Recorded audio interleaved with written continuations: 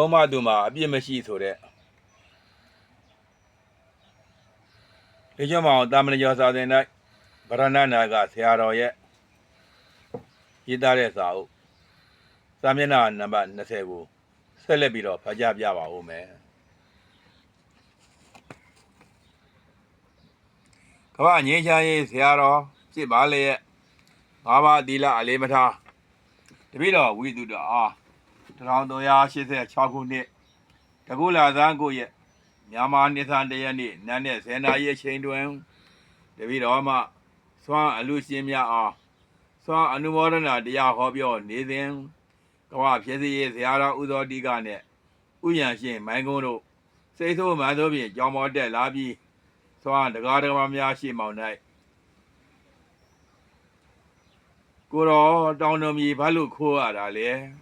တောင်တော်မြေတလက်မကိုရင်ပါရတိကထိုက်တယ်ဆိုတာမသိဘူးလားစသည်ဖြင့်မဟုတ်မတရားငောင်ငန်းပြောဆိုဆွဲခဲ့ပါတယ်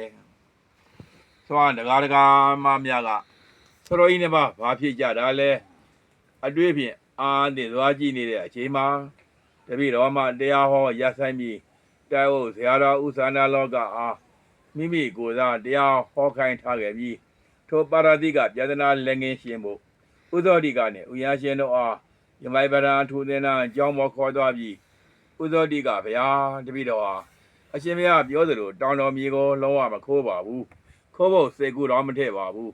တပည့်တော်တောင်တော်သားရရေးလမ်းသားရရေးအတွက်ကွင်ကလေးလမ်းခင်းမိတာဖြစ်ပါတယ်တောင်တော်မြေတပည့်တော်ပိုင်းမြေဖြစ်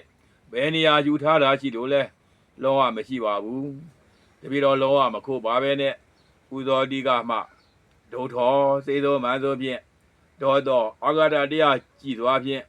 အပရိတော်မငြိမ်းချမ်းတဲ့အမူအရာဖြင့်အမူလကေနတပည့်တော်မြေခိုးတဲ့အကြောင်းအရှင်ဘုရားလည်းမမြင်အခြားသူများလည်းမမြင်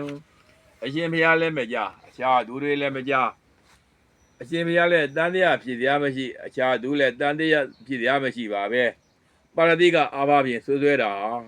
တပည့်တော်ဘုအစင်မသိလျင်လူတကာဓမ္မတွေအကြီးညိုမဲ့သွားပြီးမြတ်စွာဘုရားရဲ့သာသနာတော်မှာရွေးရှားသွားနိုင်ပါတယ်ဗျာဒီလိုညင်ညင်ကြခြင်းရွေးရှားခြင်းလုံးဝမရှိပဲဘုရားတပည့်တော်ကိုပါရတိကဖြင့်ဆွတာကတော့ဥသောတိကအပြည့်ကြီးလာပါတယ်ဗျာဒီလိုဆွတာဟာအရှင်ဘုရားဆောင်ရွက်နေတဲ့ကမ္ဘာငြိမ်းချမ်းရေးနဲ့စန့်ကျင်ဘက်ဖြစ်နေပါတယ်ဗျာ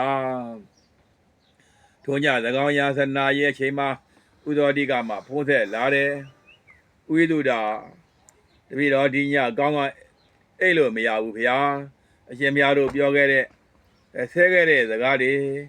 ပေါ်လာပြီးမနေ့ပြန်ထွက်မဲ့နိုင်ငံခြားခရီးစဉ်အတွက်တပည့်တော်စိတ်မတက်မကြွမရှုံလားဖြစ်နေတယ်ဝိသုဒ္ဓအဘောပါရတိကနဲ့စူးစမ်းမိတဲ့အမှုအတွက်သိခါမှုတောင်းပန်ပါတယ်